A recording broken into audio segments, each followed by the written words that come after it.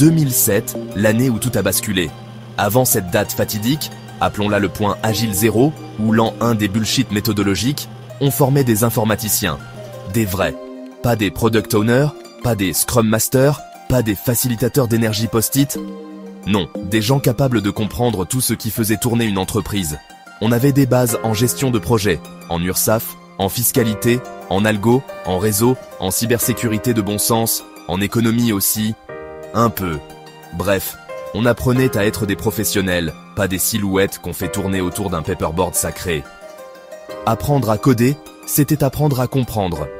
À cette époque, on ne faisait pas de la techno une religion, on apprenait à écrire un algo propre, à le rendre lisible, portable, compréhensible, pas à réciter une doctrine comme une secte à l'entrée d'un open space.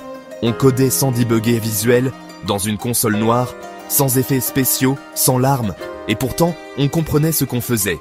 Tu veux comprendre une appli web?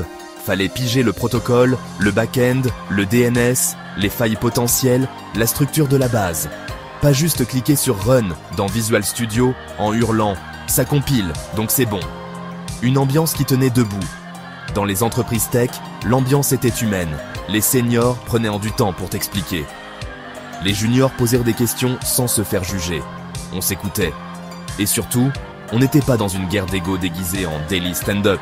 Et puis, on a découvert qu'on pouvait vendre l'école. Quelqu'un, quelque part, a eu une idée géniale pour remplir les écoles privées hors de prix. Faire croire à toute une génération qu'elle allait devenir ingénieure. Même sans passion, sans base, sans background, tant que les frais d'inscription tombaient. Et pour donner un vernis pseudo-spirituel au tout, on a importé l'agilité TM. Pas la souplesse de bon sens qui consiste à s'adapter aux imprévus.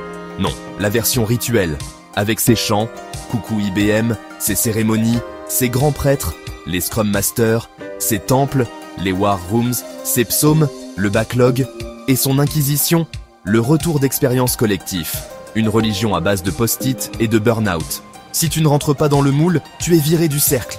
Tu n'es pas du matin, tu es en situation de handicap, de fatigue chronique, ou juste pas fan des câlins forcés à 8h17 du matin autour d'un café sans sucre. Tu es out. Parce que l'agilité, aujourd'hui, c'est l'armée des clones. Il faut répéter les phrases type « Fail fast »,« It's not a bug, it's a feature »,« Deliver value, not code ». Même si tu sais que ce que tu livres, c'est du bâclé validé par des gens qui n'y comprennent rien. On a remplacé le savoir par le dogme. Avant, tu pouvais dire « J'ai pas encore compris, je vais creuser ». Maintenant, tu dois dire « Mon épique est priorisé et aligné sur les user stories en sprint 2 ». Tu veux parler technique? Tu passes pour la sociale. Tu veux corriger une dette technique? On te répond que ça ne rentre pas dans le scope. Tu veux expliquer un vrai problème de fond? On t'invite à une réunion pour en parler, en 3 semaines. Oui, il y a même des chants. Certaines grandes entreprises de conseil ont même créé des hymnes, des clips motivants à base de chorégraphies absurdes, de slogans creux et de consultants qui sourient comme s'ils venaient d'être libérés d'une secte mais qu'ils veulent y retourner. Si c'est pas une dérive, alors qu'on m'explique la définition du mot dérive. Résultat, on a remplacé l'entraide par la division. On a remplacé l'expertise par le paraître. On a remplacé l'humain par le KPI. On a remplacé la qualité par la vélocité. Et on a remplacé le bon sens par la doctrine. Conclusion, façon uppercut. Avant, un dev c'était un mec, ou une nana, qui comprenait ce qu'il faisait. Aujourd'hui, c'est quelqu'un qui répète ce qu'on lui a dit de faire. Et s'il ne suit pas le culte à la lettre, on le vire du temple. Ce n'est pas une théorie du complot, c'est une réalité du terrain. Et si ça vous gêne, c'est peut-être que vous êtes trop confortable avec l'encens, les mantras et les daily stand-up à 8 heures. Mais certains d'entre nous ne sont pas faits pour les dogmes. Nous, on voulait juste faire du bon boulot.